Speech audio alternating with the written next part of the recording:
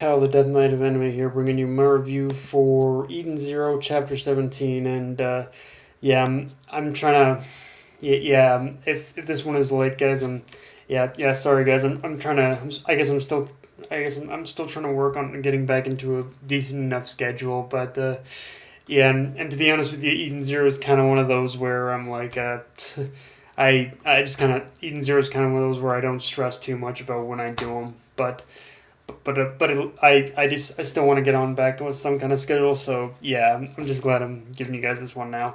Um, Having said that, uh, so to start off, we see that the new character introduced last chapter has ether gear as well. Although we haven't been revealed what exactly it can do yet.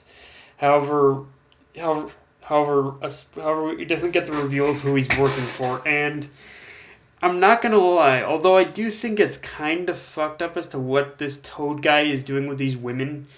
I strangely felt underwhelmed that he's the kid's employer. At least from the way that I managed to connect.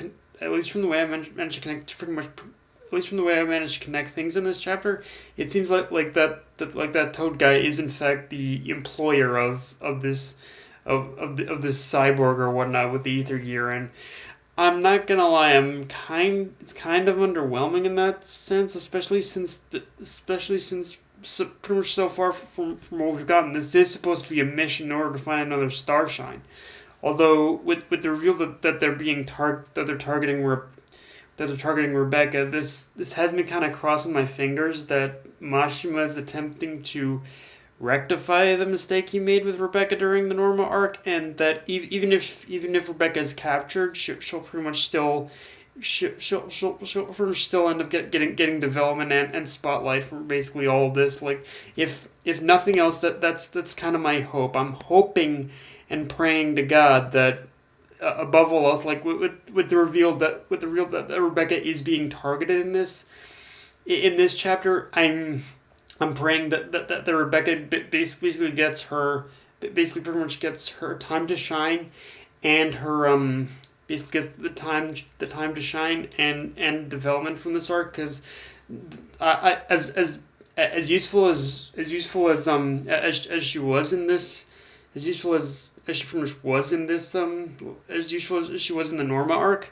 she pretty much had the development and spotlight that she ended up getting in the in that arc. It didn't really do her any favors, but here's hoping that this is going to be the time to this is going to be Pasha's attempting to rectify that. At least that's my hope. Um, Now, one thing Mashima has been teasing us about the past couple chapters, including this one, is that I hope we finally that I hope he finally decide, and something I hope he finally decides to address next chapter is that we still haven't met the Guildmaster shooting Starlight, and for one reason or another, I really want to see what exactly this guy looks like. Like Ashima has been hyping this guy up for pretty much a while, so like it'll probably be something goofy or something. Like it's something I'm not expecting like a big buff guy or anything like that. Although realistic, although although now that I think about it, me pretty much expecting him to pretty much make an appearance in the next chapter is probably just wishful thinking. Like if I had to take a guess, realistically speaking, we I don't think we're gonna meet the Guildmaster until the end of this little side venture, which tears me up even more inside. Because again, I want to know if Mashima is gonna give us like another Makarov, or if he's gonna go with a completely different character design. Because pretty much, and the thing is too, out of all the characters that we've like it and the mystery, what makes this mystery even more interesting is that I don't think it's from what we see, like I don't think it's any of the characters that we've seen on that cover page, because like all the characters that have been in that are on that cover page have been introduced thus far. So yeah, Mashima is definitely hiding what this guild master is gonna look like. And yeah, I'm just here's hoping it's not. And yeah, just I really want to know exactly what his character's design is gonna look like. Although I wouldn't be surprised if he did go something similar like Makarov, because he definitely does seem because it doesn't matter as to what you think of the story, good or bad. Mashima does seem kind of be playing it a little safe with the character design. So if you did go a Makarov route, I wouldn't be too surprised, to be honest with you. Aside from that one thing, aside from that one thing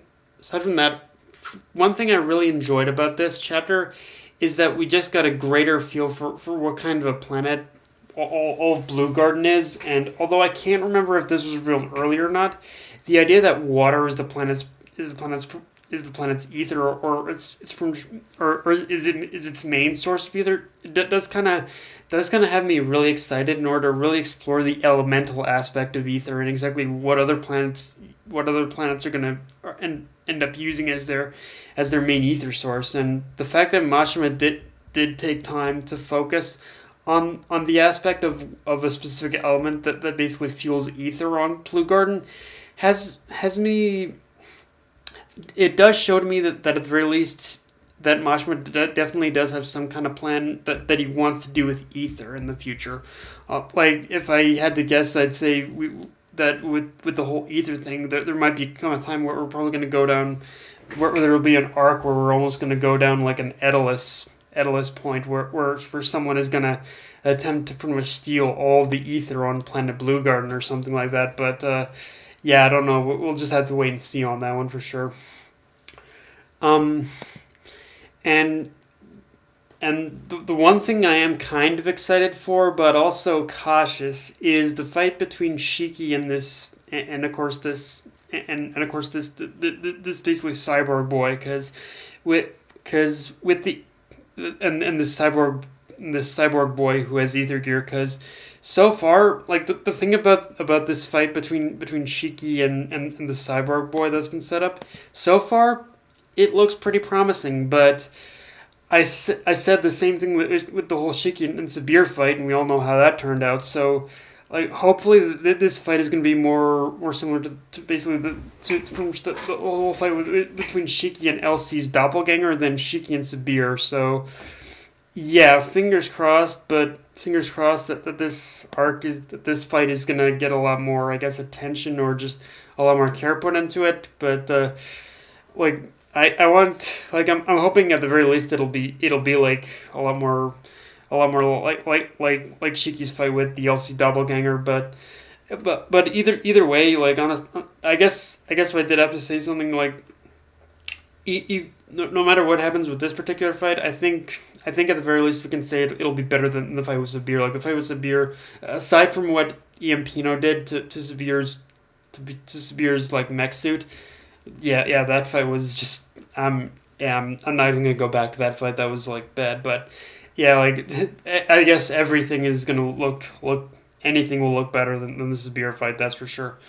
But yeah, guys, that's my review. If you enjoyed the video, like, comment, subscribe, follow me on Twitter, Facebook, AnyList, or Crunchyroll. Death Knight of Anime, signing off. Later, guys.